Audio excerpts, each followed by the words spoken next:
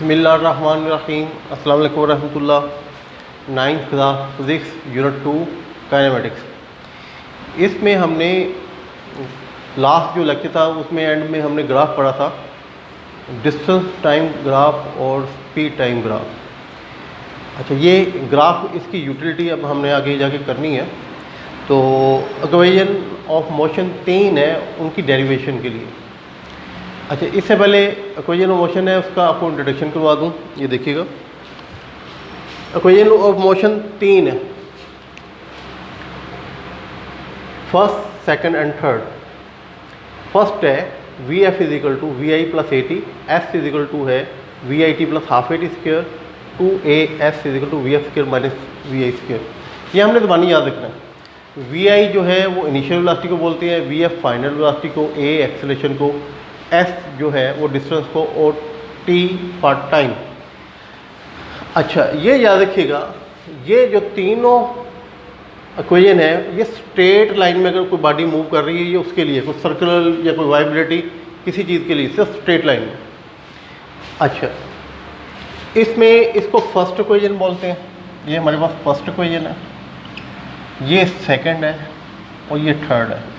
हम अपनी मर्ज़ी से इसे फर्स्ट, इसे सेकंड, इसे थर्ड अपनी मर्ज़ी से बदल सकते। आपसे जब फर्स्ट पूछा जाए तो आपको ये आनी चाहिए V F equal to V I plus A T, second पूछी जाए तो एस। अच्छा, इसमें एक चीज़ आप ध्यान में रखिएगा कि हर इक्वेशन जो है वो एक्सेलरेशन के साथ है, ठीक है जी। और जब मैं आपको शुरू में ये लेक्चर दे रहा था वहाँ पे मैंने 3 इक्वेशन आपको लिख के भी दिखाई थी। तो उसमें मैंने आपको बोला था कि फोर्स ऑफ मैस का इसमें जिक्र नहीं होगा, क्योंकि इस चैप्टर का नाम है kinematics, in which you study the motion of the body without their causes. उसकी काज तो होती है force, F equal to M A होता है, ये हमने अगले चैप्टर में पढ़ना है। तो देखें इसमें इसका कोई जिक्र नहीं है। अच्छा, इन इक्वेशन को इस्तेमाल करने के लिए इनका कुछ इंस्ट्रक्शन है वो मैंने लिखी हुई है।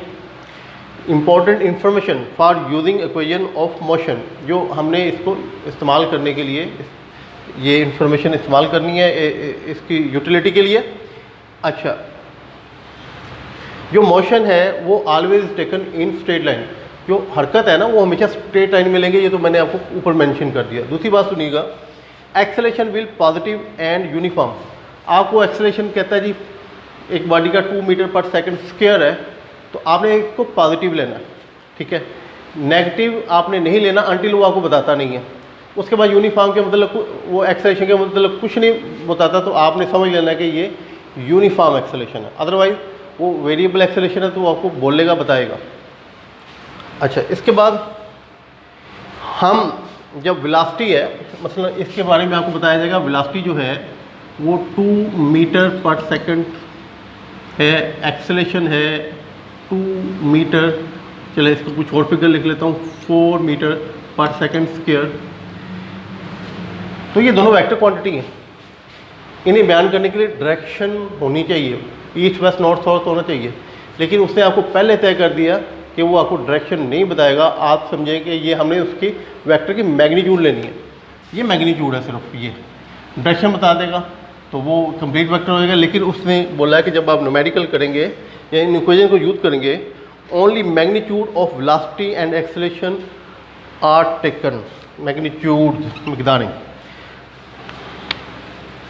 अच्छा, इसके बाद आपको कहता है वेलोसिटी फलां बॉडी की इनिशियल वेलोसिटी ये है, तो उस वेलोसिटी को आपने पॉजिटिव लेना है। फर्ज कर लें कि ये आपको वेलोसिटी की सीमा नज़र आ रही है कि वेलोसिटी जो है इनिशियल वेलोसिटी ये है, ठीक है। अब अगर एक्सेलरेशन बता दिया उसने खुद से तो वो हम उसको पॉजिटिव ही लेंगे। अगर वो नेगेटिव बोलेगा तो हम इसके अपोजिट लेंगे। यानी ये जो इनिशियल वेलोसिटी है इसकी डायरेक्शन आपकी पॉजिटिव है, इसके साथ कोई चीज़ वेक्टर चल रहा है तो वो पॉजिटिव है, इसके अगेंस्ट चल रहा है तो वो नेगेटिव है। तो इसके बाद हम इंशाल्लाह ताला जो है वो इसका इन इक्वेशन का प्रूफ करेंगे, जो एग्जामिनेशन के लिए बहुत इंपॉर्टेंट है। अब हम इनके डेरिवेशन या प्रूफ की तरफ आते हैं जी। इसके बाद हम अपने इम्पोर्टेंट 3 आर्टिकल की तरफ आ रहे हैं कि derivation of equation of motion. ये एग्ज़ाम में लॉन्ग क्वेश्चन के तौर पे आता है, और ये हमने आज तक जो पढ़ाया पीछे वो उसका जो मकसद है, उसका जो एंड है, वो सारा इनके अंदर मौजूद है। तो देखिएगा, फर्स्ट इक्वेशन ऑफ मोशन आपको कहा जाता है derive V F equal to V I plus A T by graphical method. इस बुक से पहले हम दूसरे मेथड से करते थे, लेकिन अब ये ग्राफ की मदद से, और ग्राफ आपको पढ़ा दिया, ग्राफ के आपको मकसद भी बता दिए। इसमें एक एडिशन कीजिएगा, किताब में वो डायरेक्ट इसने उसका सॉल्यूशन लिखे हुए हैं, बहुत ज़्यादा उसकी वो एक्सप्लेनेशन या गाइडलाइन नहीं दी हुई, क्योंकि ये टीचर का काम होता है वो समझे पहले, उसको देखे और उसके बाद वो स्टूडेंट को समझाए। इसलिए किताब में वो सारी बातें बाद नहीं लिखी होती जिससे वो आपको हेल्प मिल रही हो। तो ये बातें बड़ी गौर से सुनिएगा। इसको जब आपको एग्ज़ाम में आता है तो ये वर्डिंग मैं लिख रहा हूँ, लाजमन आपने इसको लिखना है, ठीक है ना। देखिए, लेट अस कंसिडर या suppose a body is moving with initial velocity V I. कोई जिस्म ना इनिशियल वेलोसिटी वी आई से चल रहा है, and acceleration A act on it for time T.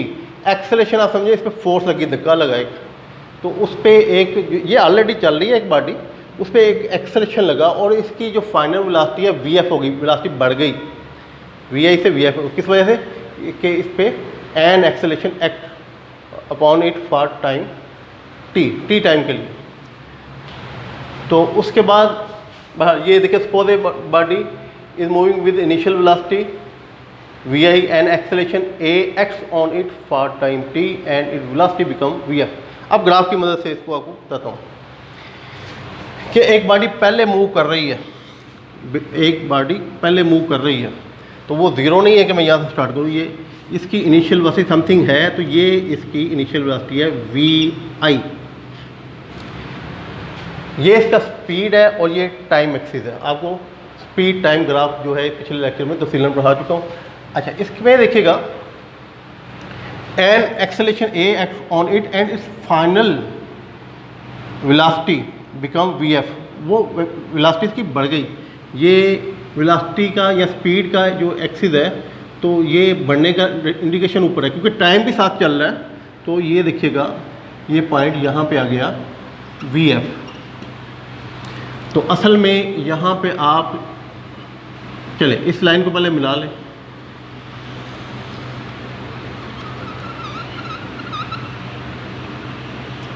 आप देखें यूनिफॉर्म एक्सेलरेशन को अगर किसी बॉडी पे अमल करते हैं जबकि बॉडी ऑलरेडी मूव है, तो उसकी जो है इंक्लाइन लाइन बनेगी, ढलवान वाली लाइन बनेगी कि जो कि इसका स्पीड टाइम ग्राफ को शो करती है। ये हमने पिछले लेक्चर में पढ़ा हुआ। अच्छा देखें, यहाँ से हम नॉर्मल ड्रा करते हैं, इसका नाम इसने रखा हुआ है ए और बी, इस पॉइंट का, ठीक है जी। और यहाँ से नॉर्मल ड्रा कर लें, कहाँ पे, एक्स एक्सिस या टाइम एक्सिस पे, और यहाँ से भी नॉर्मल ड्रा कर लें। ये दो नॉर्मल जब भी किसी ग्राफ में ड्रा करते हैं तो रिजल्ट में आपके पास रेक्टेंगल आती है, यानी ये साइड और ये साइड बराबर होगी। ये वी एफ हाइट हमने बोला, तो ये आपके पास वी एफ, ठीक है जी। अब नॉर्मल एक यहाँ पे ड्रा कर दें,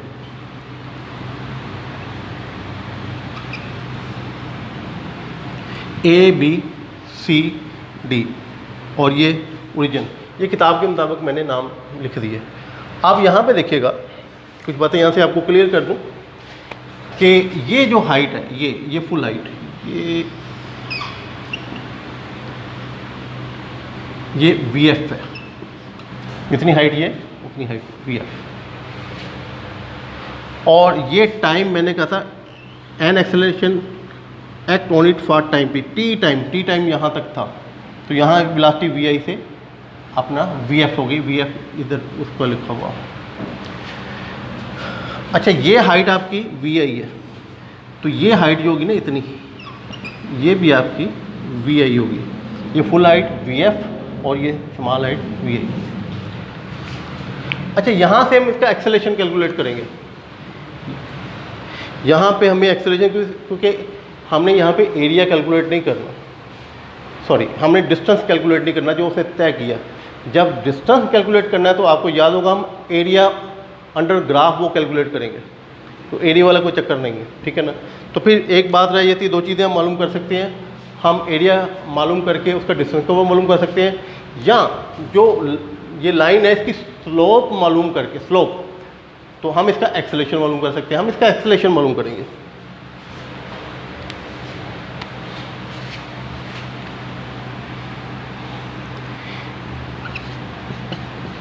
slope of line A B, ये आपके पास आएगा जी एक्सेलेरेशन।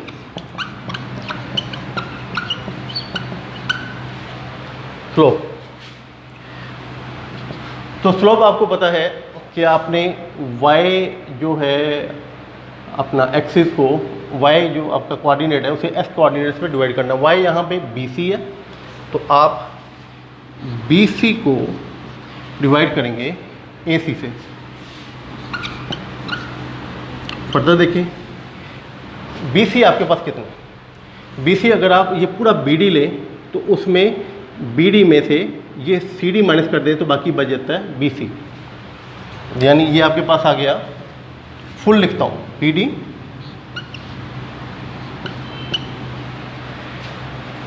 माइनस CD, और इसको डिवाइड करना है AC से।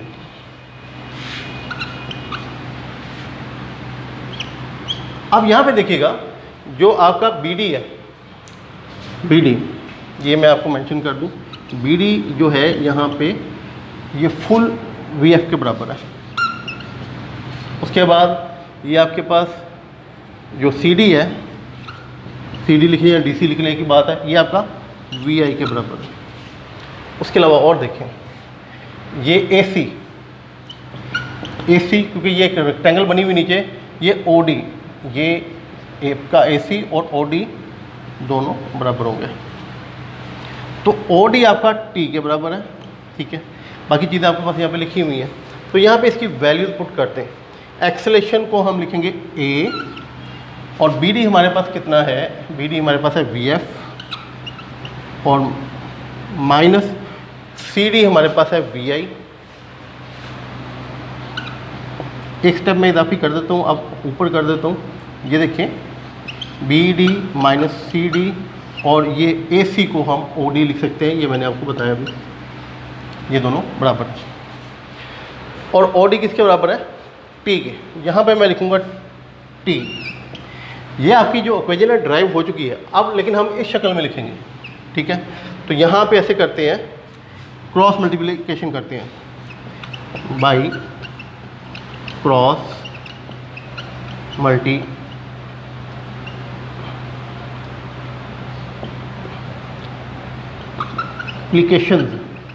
दो होते हैं, S आएगा, दो होंगे, इसके नीचे 1 है, ये इस तरफ आएगा, तो आपके पास आएगा VF माइनस VI, और T इस तरफ आएगा AD। इस शक्ल में लिखना है, VF को इधर ही रखें और VI को उधर ले जाए, VI प्लस AT। ये हमने फर्स्ट इक्वेशन ऑफ मोशन जो है ग्राफ की मदद से ड्राइव कर दी। अब हमारी second equation of motion S equal to VIT plus half AT square, इसकी derivation, second equation of motion. इसके लिए वो जुमले वही आपने लिखना है, लेट अस कंसीडर या suppose a body is moving with initial velocity VI and acceleration A act on it for time T and its final velocity become VF। ये जुमले हमने पहले में लिखे थे, यही दूसरे में लिखेंगे, यही तीसरे में लिखेंगे।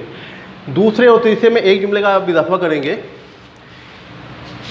For time T and its velocity become VF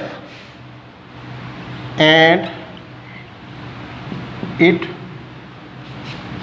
covered distance S। तो ये इस टाइम के अंदर जो फासला है ना वो S अपना वो तय करता है। डायग्राम जो हमने पीछे बनाई थी वही यहाँ पे चलेगी। ये देखें, जब टाइम आपका स्टार्ट होता है, देखें आपका टाइम यहाँ पे स्टार्ट होगा तो 0 से, तो लेकिन ये बॉडी जो है वो पहले से ऑलरेडी मूव कर रहा है, तो उसकी वेलोसिटी समथिंग है, तो वो है VI। यहाँ पे थोड़ी सी और तफसील बता दूँ आपको, इसके दो कोऑर्डिनेट्स बनेंगे। पहला है टाइम एक्सिस ये वाला 0 और VI इसका कोऑर्डिनेट्स है, बाद में मैं मिटा दूँगा इसको, इसके कोऑर्डिनेट 0। उसके बाद ये यहाँ पे टाइम टी गुजर गया, ये आपका टाइम टी गुजर गया, ठीक है जी। और ये टाइम टी है और इसकी वेलोसिटी बढ़ के वी एफ हो गई। ये इसका एक्स कोऑर्डिनेटर टी, ये इसका वाई कोऑर्डिनेटर, ठीक है। तो ये यहाँ पे मैंने वी आई सिंपल लिखा था, वहाँ पे वी एफ लिखा था, इनके अगर आपको याद हो। बहरहाल अब मैं वो जो डायग्राम है उसी पे आता हूँ। ये देखिए,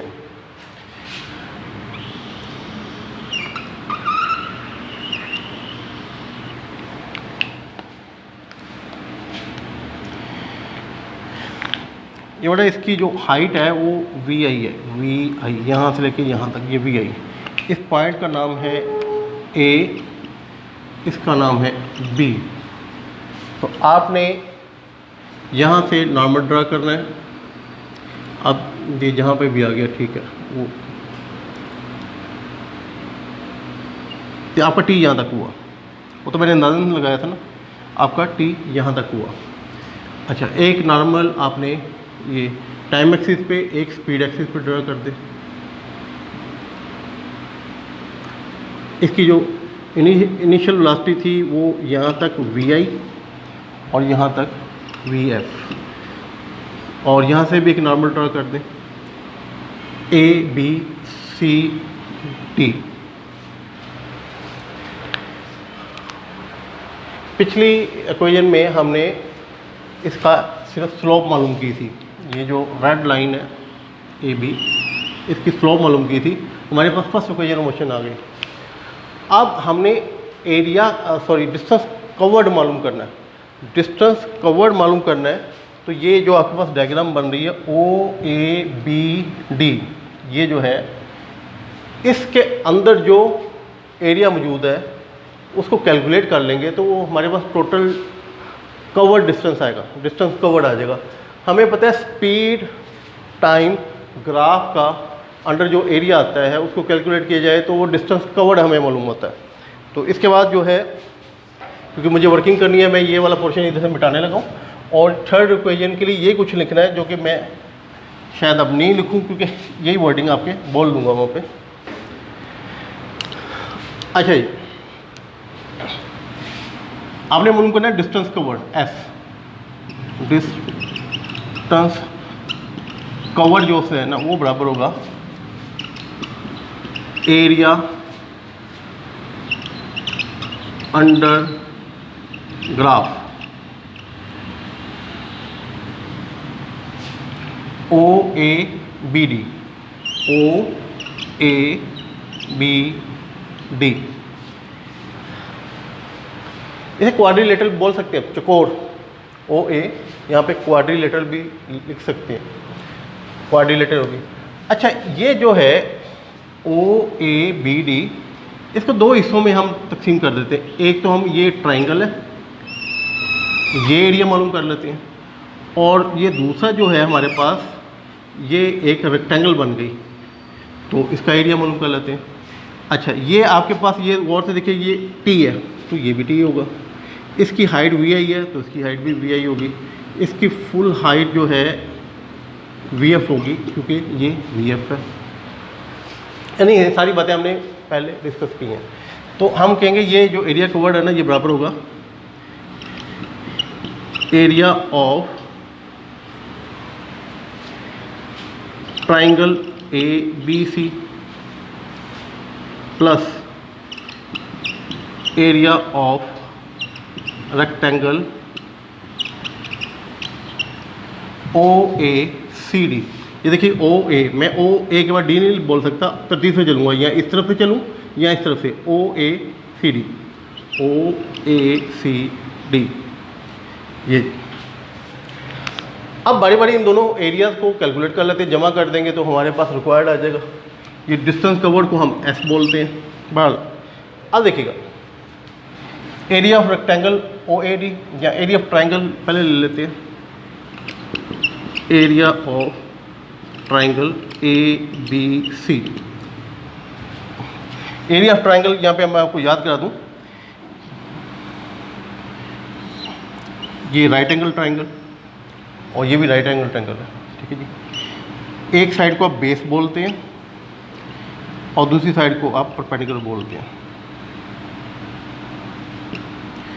तो जो एरिया होता है उसका 1/2 बेस इंटू परपेंडिकुलर,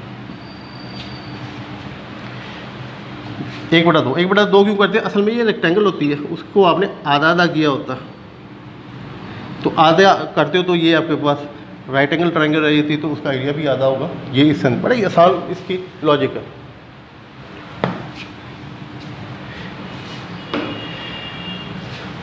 तो ये हमारे पास आएगा 1/2, बेस इसकी AC है और जो परपेंडिकुलर इसका है BC।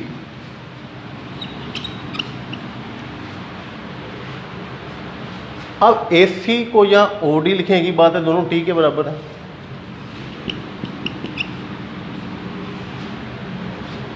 इसको मैं T लिख देता हूँ। और BC देखिए आपके पास क्या है, BC हमने पहले भी कैलकुलेट किया था, वहाँ पे भी ये देखिएगा, ये फुल BD में से ये CD निकाल दें तो आपके पास आता है BC, ये BC। तो BD फुल कितना है? वो VF के बराबर है, और ये आपके पास CD VI के बराबर, यानी BC जो है आपका है VF minus VI। VF minus VI, मैं कर्ली ब्रैकेट डाल देता हूँ। फर्स्ट इक्वेशन ऑफ मोशन पढ़ा आपने, उसमें था VF is equal to VI plus AT। तो VF माइनस VI यानी कि जो वेलोसिटी में तब्दीली है, चेंज ऑफ वेलोसिटी, वो AT के बराबर होती है। वेलोसिटी में तब्दीली यानी कि गेन इन स्पीड या गेन इन वेलोसिटी। आप इतने पोर्शन को, यहाँ से लेके यहाँ तक के पोर्शन को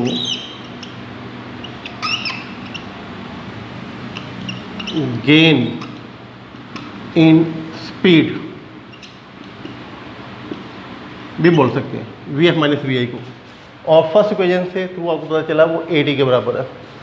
तो देखें, मैं इससे लिखता हूँ हाफ, और ये आपके पास आ गया T, और इसकी जगह आ गया AT, यानी ये आपके पास आ गया हाफ AT स्क्वायर। ये हमने एरिया ऑफ ट्रायंगल निकाला। अब एरिया ऑफ रेक्टेंगल निकालना है, और OACD।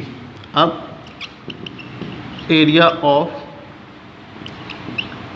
रेक्टेंगल OACD ये आपने मालूम करना है। वो आपको पता है लंबाई दरब चौड़ाई, यानी कि लेंथ इंटू विड्थ उसके बराबर होता है। तो लेंथ इसकी आप ले लें या विड्थ जो भी बोलेंगे, दोनों साइड की लंबाई OA, और ये मल्टीप्लाई होगा OD से। OA कितना है? OA VI के बराबर है, और OD के बराबर है T के, ये T। ये आपके पास आ गया जी एरिया ऑफ रेक्टेंगल, ये आपके पास आ गया एरिया ऑफ ट्रायंगल। अब मैं इस डायग्राम को बिगाड़ता हूँ। ये मैंने एरिया लिया ट्रायंगल का, और ये वाली एरिया मैंने लिया रेक्टेंगल का। इन दोनों एरिया को जमा करूंगा तो टोटल डिस्टेंस कवर्ड आएगा। ये मंतक थी इसको हल करने की, और ये कि हम स्पीड टाइम ग्राफ में हमें पता था एरिया कैलकुलेट करने से हम टोटल डिस्टेंस कवर मालूम कर सकते हैं। तो अब सिंपली ये हमारा पास चल रहा था, मैं इसको मिटाता हूँ। ये देखिए, इसमें इसकी कीमतें लिख दें। S is equal to area of triangle, ये एरिया ऑफ जो उसका है VIT पहले लिखता है, VIT हमारे पास ये, इसको मैं पहले लिखता हूँ VIT प्लस इसको इसके अंदर ऐड करते हैं half AT square. S is equal to VIT plus half AT square. ये आपकी डेरिवेशन है, या अगर आपको साबित करें प्रूफ है सेकंड इक्वेशन ऑफ मोशन का। अब थर्ड इक्वेशन ऑफ मोशन है 2AS is equal to VF square minus VI square. ये टाइम इंडिपेंडेंट इक्वेशन है, ये टाइम इंडिपेंडेंट इक्वेशन, इसमें टाइम का जिक्र नहीं, पहले दोनों इक्वेशन में है, एक्सेलरेशन तीनों में है। अच्छा बहरहाल, तो इसके लिए वही वर्डिंग लिखनी है। अब मैंने नहीं लिखी, जो इक्वेशन नंबर 2 में लिखी थी वही wording. Suppose a body is moving with initial velocity V I and acceleration A act upon it for time T and its final velocity become V F and it covers a distance S. बिल्कुल वही wording लिखनी है। उसके बाद देखिएगा, distance जो है ना वो ट्रैवल होगा। चलें मैं पहले ग्राफ को डिस्कस कर लूँ। ये वही बातें हैं जो कि तीनों में की, कि suppose a body is moving with initial velocity V I and a acceleration A act upon it for time T and its final velocity become V F. ये इसकी हाइट वी एफ के बराबर है, ठीक है। तो इसके नाम थे, इस पॉइंट का नाम है ए, इसका बी, और यहाँ से आप नॉर्मल ड्रा कर लें, ठीक है। मैं एक ड्रा कर रहा हूँ, ये ओ ए बी और ये डी इस पॉइंट का नाम था। अब ये डायग्राम बन रही है ना, तो उसका मैं आपको इंट्रोडक्शन कराने लगा हूँ, जो कि किताब में नहीं लिखा हुआ। किताब ने हाल तो उसी तरीके से किया हुआ है, लेकिन इसका तज़किरा नहीं है। और बगैर समझे वो अपना काम नहीं चलेगा, वो रट्टा लगाना तो ठीक नहीं है, लॉजिक के साथ समझना चाहिए। अच्छा, क्वाड्रिलेटरल बोलते हैं चकोर को, क्वाड्रिलेटरल। क्वाड का मतलब चार हो गया, लेटरल चार साइड। उसमें आपको पता है स्क्वायर भी आता है, उसमें आपको पता है रेक्टेंगल भी आता है, उसमें आपको पता है पैरेललोग्राम भी आता है, ठीक है, और भी शेप्स है। अब मैं अपने मकसद की तरफ, उसमें एक ट्रेपेजियम आता है, ट्रेपेजियम। ट्रेपेजियम एक ऐसी चकोर होती है जिसमें दो साइड जो है आपस में पैरेलल है और दो साइड पैरेलल नहीं है। ये दोनों साइड पैरेलल है, ये एरो को, ये दोनों साइड पैरेलल है, ठीक है जी, और ये नॉन पैरेलल है।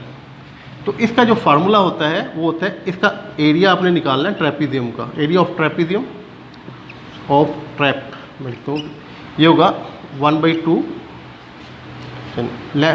आप लेंथ ऑफ, यूँ लिख दें, sum of length of parallel sides,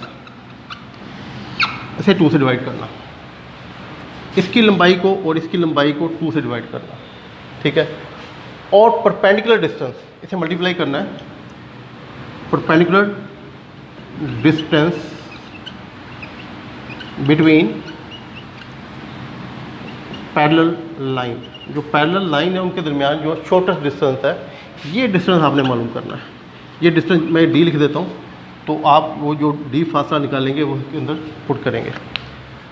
अब ये डायग्राम गौर से देखिएगा, ये डायग्राम आपकी ओ ए बी डी, ये साइड ब्लू और ये ग्रीन, इतनी ये पैरेलल है, ठीक है जी, ये पैरेलल साइड है।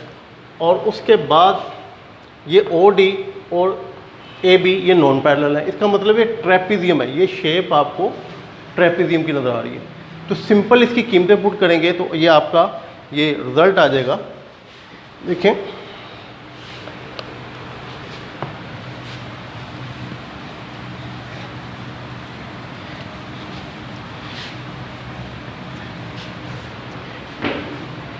एरिया ऑफ, हमें यहाँ पे लिखने लगा बड़ी आपको समझाने के बाद, ट्रेपेजियम, ट्रेपेजियम का नाम क्या, ओ ए बी डी, जो आपको शक्ल नज़र आ रही है इसके अंदर। तो ये एरिया ऑफ ट्रेपेजियम होता है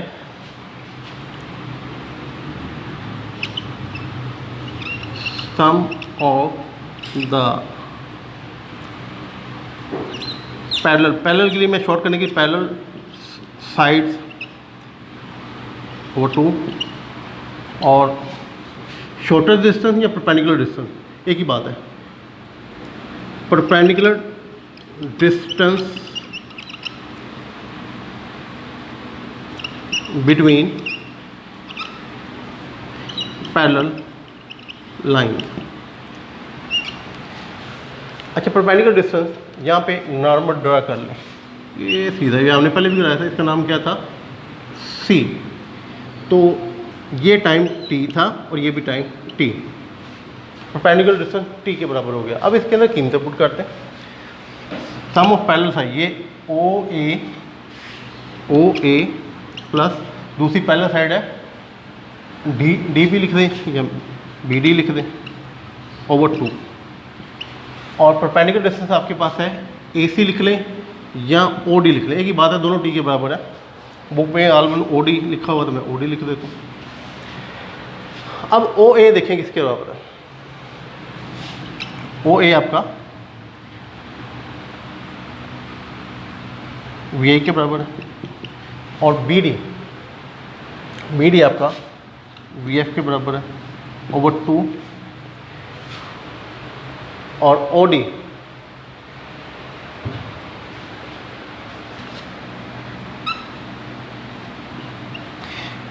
ये जी डिस्टेंस ट्रैवल जो है वो एस के बराबर है।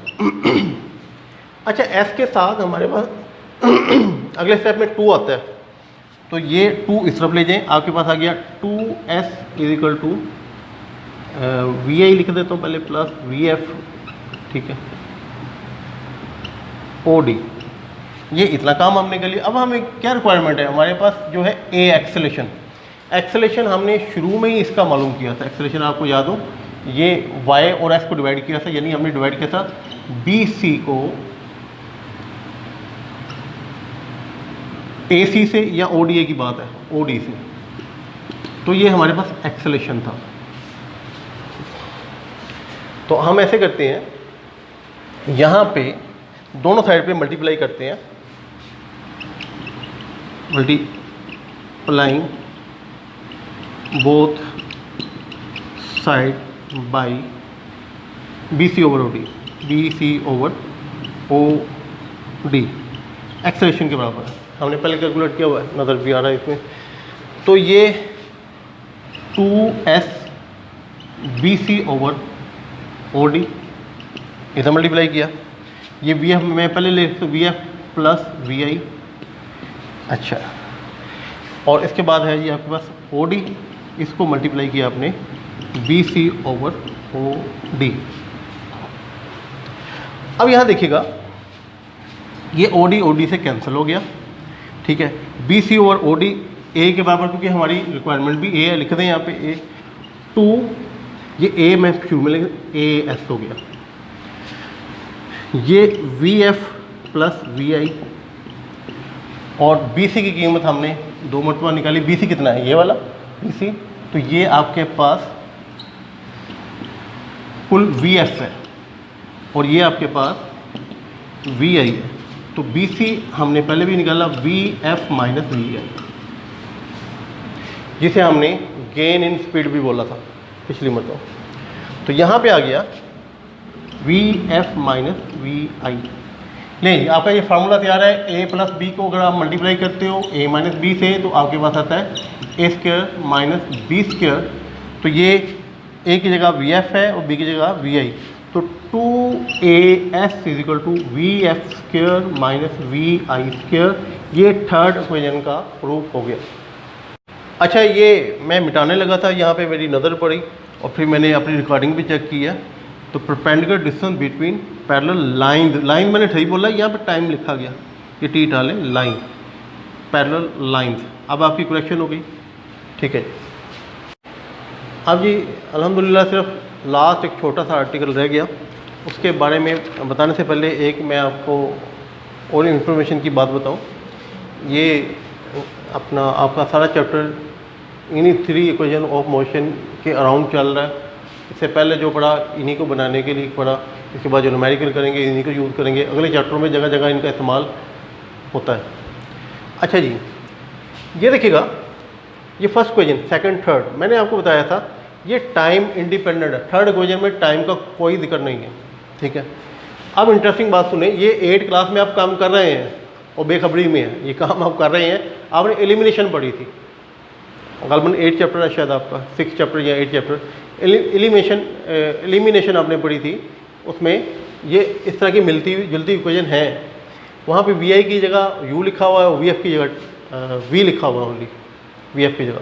पर मैं यहाँ इन दोनों इक्वेशन को हल करके यानी इन दोनों के अंदर से टाइम जो है वो एलिमिनेट करना चाहता हूँ। तो यहाँ से टी की कीमत निकालूंगा, ये टी की कीमत है वी एफ माइनस वी और ए, और इस कीमत को इस टी की जगह लिख दूंगा और इस टी और उसका स्केल लूँगा। जब इन्हें हल करके फारग होऊंगा तो मेरे पास ये आंसर आएगा। यानी इन दोनों में से टी एलिमिनेट कर दूँ तो मेरे पास ये तीनों इक्वेशन इस तरीके से आपस में रिलेटेड है। लेकिन एक ये इन्फॉर्मेशन आपको देनी थी। अब आखिरी आर्टिकल की तरफ आए, ये देखें, motion of free falling bodies. Galileo एक साइंटिस्ट था और उसका आपकी किताब में जिक्र भी है, और इससे पहले लोग जो है उनका ये दावा था कि अगर आप एक ऊंचे मुकाम पे चले जाएं और मुख्तलिफ जो मैसेज की चीज़ें नीचे फेंकें या मुख्तलिफ औज़ान वेट्स की चीज़ें फेंकें, तो जो भारी वज़न का या ज़्यादा मैसिव है वो पहले ज़मीन पे आके गिरेगा और वो जो है अपना लाइट वेट वो बाद में आएगा। अच्छा, गलीलियो इसके अगेंस्ट था। तो उस दौर के, अब ये सन मुझे नहीं पता, यहाँ पे मेरे हमें लिखा भी नहीं हुआ, तो उस दौर में उसने कहा कि मैं साबित करके दिखाता हूँ आपको कि ये जब आप डिफरेंट मैसेज की चीज़ें एक हाइट से फेंकते हो तो वो बराबर एक ही टाइम में नीचे आती है, यानी हर एक को एक्सेलेरेशन एक जैसा मिल रहा होता है। देखें, अगर वो जो हैवी चीज़ है उसको एक्सेलेरेशन ज़्यादा मिल जाए और ये जो छोटी चीज़ है उसको एक्सेलेरेशन कम मिले तो हैवी चीज़ पहले आ जाएगी नीचे। तो वो कह रहे नहीं, ये छोटी चीज़ है, बड़ी है, एक्सेलेरेशन सब के लिए एक जैसा। तो इसको साबित करने के लिए फिर एक दिन वो गलीलियो जो है, ये एक पीसा में टावर है, लीनिंग टावर, लीनिंग का मतलब है झुका हुआ, ये टावर पीसा, इसकी डायग्राम भी बनी हुई है, ये देखें ये, और ये बड़ा खूबसूरत बना हुआ है, अंदर से बड़ा ज़बरदस्त बना हुआ है। अगर आप उसमें नेट में जाके देखें, यूट्यूब में जाके देखें तो ये अंदर से सारा दिखाते हैं, बहुत बड़ा खूबसूरत है। और इसके ऊपर ये जो 7-8 मंजिलें या इससे भी ज़्यादा हाइट पे ये है, वहाँ पे जाके इसने डिफरेंट मैसेज के जो हैं बॉडीज़ ली हैं और उन्हें इकट्ठा नीचे फेंका। जब वो नीचे आके गिरी सारी की सारी जो है वो इकट्ठी गिरी। इससे जो पिछला कंसेप्ट है वो ख़त्म हो गया कि अब जो है नया कंसेप्ट आया कि जब भी कोई जो बॉडी है ड्यू टू ग्रेविटी ऊपर से नीचे की तरफ आएगी, उनका एक्सेलरेशन सेम होगा। उस एक्सेलरेशन को कैलकुलेट किया गया, उसे बोलते हैं एक्सेलरेशन ड्यू टू ग्रेविटी, उसका नाम जी लिखा गया, और 9.81 मीटर पर सेकंड स्क्वायर उसकी मिकदार है। आपकी किताब में न्यूमेरिकल की सिंप्लीफिकेशन के लिए उसे इन्होंने 10 मीटर पर सेकंड स्क्वायर लिख दिया कि हम इसको यूज़ करेंगे 10 को। तो इसकी इंस्ट्रक्शन सुन लें कि हमारी स्ट्रेट लाइन की, जब हम ग्रेविटी के तहत जो सवाल करेंगे, एक तो आपको पता है ये लीनियर मोशन, ये स्ट्रेट मोशन है, ये ए की जगह जी आ जाएगा, जहाँ जहाँ ए लिखा हुआ है वहाँ पे जी आ जाएगा, ये जी आ गया, जहाँ जहाँ ए था वहाँ पे जी आ गया। इसके कुछ उसूल हैं। जब कोई चीज़ ऊपर से फ्रीली नीचे की तरफ आ रही है तो हम जी की वैल्यू पॉजिटिव लेते हैं, और अगर हम एक चीज़ को, एक बॉडी को नीचे से ऊपर की तरफ फेंकते हैं तो अब जी की वैल्यू नेगेटिव। बस ये इंस्ट्रक्शन है जो इसके साथ लेके हम न्यूमेरिकल हल करेंगे। अल्हम्दुलिल्लाह आपका चैप्टर आज ख़त्म हो गया और इसके बाद इंशाल्लाह दोबारा मुलाकात होगी इसकी एक्सरसाइज पे। तब तक के लिए अल्लाह हाफ़िज़।